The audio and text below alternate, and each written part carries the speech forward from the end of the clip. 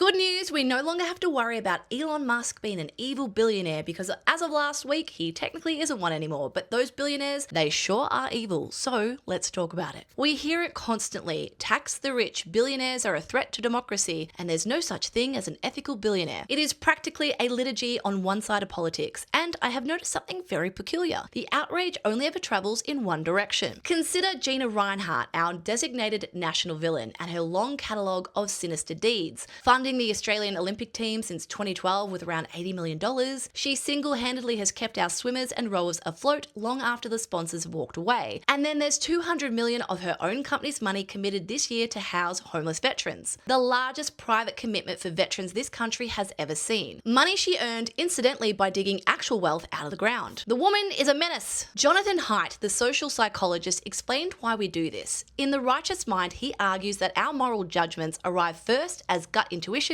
and our reasoning turns up long after, like a lawyer hired to defend a verdict that's already been reached. We are, in his word, groupish, or some might say sheep. We don't weigh an individual's actions on its merits, we check which team the person plays for and then feel our way to whichever conclusion flatters our own side. Which is how an identical act becomes corruption or civic virtue depending purely on the political jersey. Anthony Pratt, the packaging billionaire, was Labor's single largest donor, around $2 million last election cycle, and strangely no one's calling for his head. Simon Holmes of Court runs Climate 200, funded by Atlassian billionaires Mike Cannon-Brookes and Scott Farquhar, to the tune of millions, and it helped install a bench of Till independents and David Pocock in the Senate in 2022. All good mates of punters politics. These are certified billionaires with private jets quietly reshaping our parliament, reported to us as amazingly independent people power. Meanwhile, Elon Musk floats a company with the largest IPO in recorded history and turns 4,500 of his own staff, welders, cafeteria workers among them,